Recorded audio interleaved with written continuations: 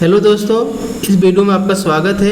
ये राजेश मिश्रा का political science book है जिसमें पढ़ेंगे विचारधारा यानी आइडियोलॉजी। चलिए शुरुआत करते हैं। विचारधारा शब्द के जन्मदाता है फ्रांसीसी विचारक एंटोनी डेस्टर्ट टी ट्रेसी। इस शब्द का प्रयोग पहली बार 1796 ईस्वी में किया गया था। उन्होंने विचारधारा को विचारों के विज्ञान रूप में विकसित करने का प्रयत्न किया है, परंतु वे असफल रहे। इसके बाद विचारधारा शब्द का प्रयोग राजनीतिक विधानों के रूप में किया गया है।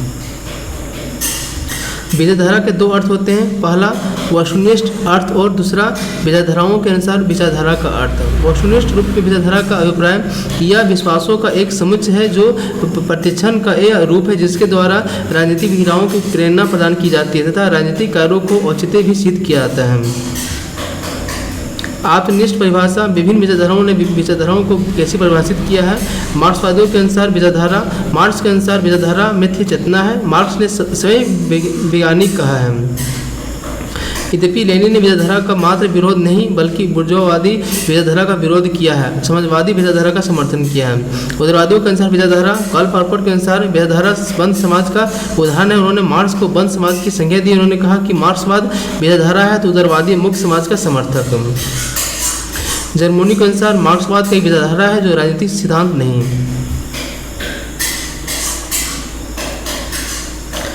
रूढ़िवादियों के अनुसार विचारधारा की खोज समुद्र में भटकी हुई नाव कश्ती की खोज जैसी है। इसलिए रूढ़िवादी विचारधारा के बजाय परंपराओं और प्रथाओं को महत्व देते हैं।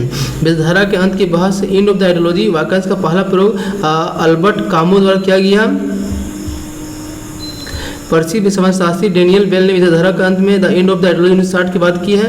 वर्ष 1953 में इटली के मिलान शहर में एक सम्मेलन आयोजित हुआ जिसमें विचारधारा के अंत का प्रयोग दिया गया है। उन्होंने तर्क दिया कि सभी समाज लगभग एक जैसी विकास प्रक्रिया में अपना रहे हैं, चाहे वह किसी भी विचारधारा का पालन करते हैं।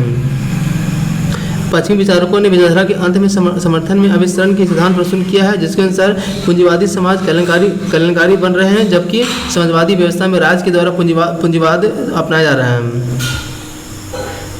डेनियल बेल की रचनाएं opium of the intellectual Raymond Aron 1955 हो गया, इनो ideology 1960, the cultural constitution of the capitalism 1976, the coming post industrial society 1973। Daniel Bell के अनुसार उत्तर आधुनिक समाज की विशेषता निम्नलिखित है। विनिर्मित उद्योग के स्थान पर सेवा क्षेत्र की प्राथमिकता। नए विज्ञान आधारित उद्योगों का विकास, नए तकनीक विशिष्ट उभर का उदय। इसके अनुसार विचारधारा का अंत का अभिप्राय विचारधारा का मात्र अंत नहीं बल्कि साम्यवादी विचारधारा का अंत था। अमेरिकी अर्थशास्त्री J K. Galbraith the new industrial state 1967 में यह तर्क दिया कि औद्योगिक समाज एक जैसे विकास की ओर अग्रसर होते हैं। उन्होंने व्यावसायिक वर्गों, प्रोफेशनल, तकनीकवादी, टेक्नोक्रेट प्रभुत्व स्थापित किया है।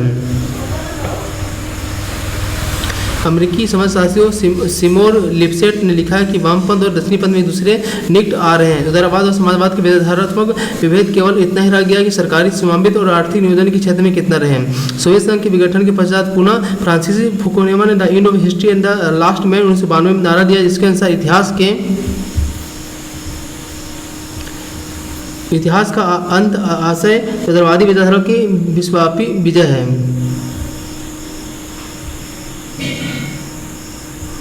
विचारधारा के अंत की सिद्धांत की आलोचना रिचर्ड टिटमस डी राइट फिल्म मेपर्सन विचारधारा के अंत की आलोचना की है। टिटमस ने लिखा कि अब भी हम समाज में अधिकार जमाओं, सामाजिक विघटन, सांस्कृतिक वचन जो विचारधारा के अस्तित्व की मांग करते हैं। सी राइट मिल्स ने विचारधारा के अंत के समर्थकों में यथावस्थिति बताया है।